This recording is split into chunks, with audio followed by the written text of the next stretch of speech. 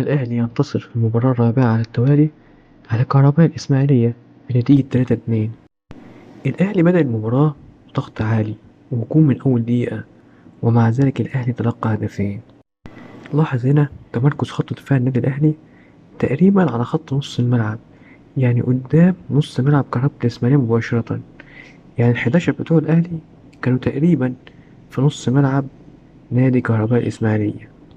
هنا نفس الوضع، لعيبة الأهلي كانت بتتمركز دايما إن يبقى آخر لعيب قدام نص ملعب كهرباء الإسماعيلية، ولكن ده كان بيكلف الأهلي مساحات زي ما بنشوف في اللقطة دي. لاحظ هنا المسافة بين أول لعيب في النادي الأهلي وآخر لعيب.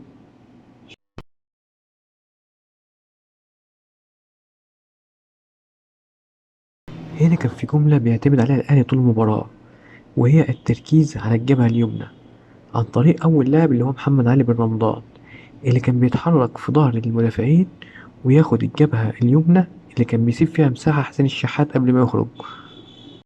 هنا بنشوف نفس اللقطة تاني، محمد علي بن رمضان بيتحرك بعد ما نزل محمد شريف وحسين الشحات عشان يفضوا المساحة في الجبهة اليمنى. تاني لعيب كان بيستغل الجبهة اليمنى للنادي الأهلي هو الباك محمد هاني، اللي كان بيتقدم مباشرة أول ما يكون المساحة مفتوحة قدامه.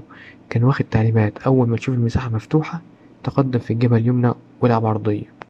في تفصيلة ذكية هنا من عماد النحاس، وهي إن الأهلي كان بيعتمد على العرضيات اللي على الأرض، ما كانش بيلعب عرضيات عالية مرتفعة، لأنه عارف إن ما عندوش اللعيبة اللي هتستغل العرضيات المرتفعة العالية اللي في الهواء.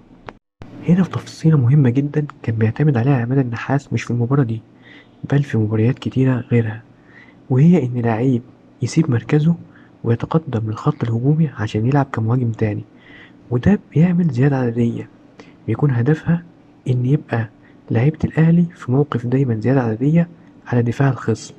وهشرح لك إزاي. لاحظ هنا الأرقام دي، رقم 1 و2 من الأهلي عاملين موقف 2-1 على رقم 1 من كهرباء الإسماعيلية، و2 و3 عاملين موقف 2-1 على رقم 2 من كهرباء الإسماعيلية، و3 و4 حاطين رقم 3 من كهرباء الإسماعيلية برضه في موقف عدم رقابة و2-1. وده اللي هيقوله عماد النحاس بالنص في اللقطة الجاية.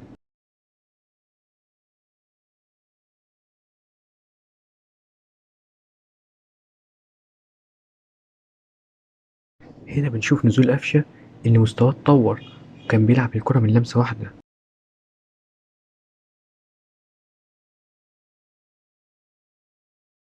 وهنا نروح لأحد أهم لاعبي المباراة، اللاعب أحمد سيد زيزو. شوف الأداء اللي كان عامله، مفيش لقطة كانت الكرة عند أحمد سيد زيزو عمل فيها أي خطأ. شوف اجتهاده في الهدف التاني، وازاي جاب كورنر من كرة ميتة، وازاي هو اللي عمل اسيست ورفع الكورنر بالظبط على دماغ مدافع النادي الأهلي ياسين منعي.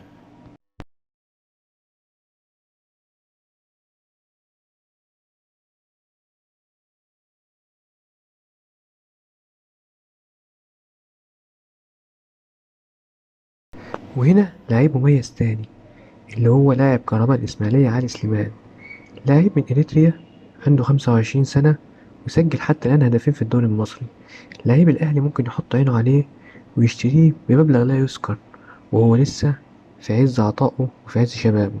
في النهاية عايزين نوجه رسالة شكر للكابتن عماد النحاس، اللي مسك الفرقة في فترة صعبة جدا، وقدر يعمل نقطة تحول في أداء الفريق، ويكسب مباريات صعبة بل مستحيلة زي الزمالك، ويعدي بالأهلي من منطقة الخطر ويصبح متصدر الدوري.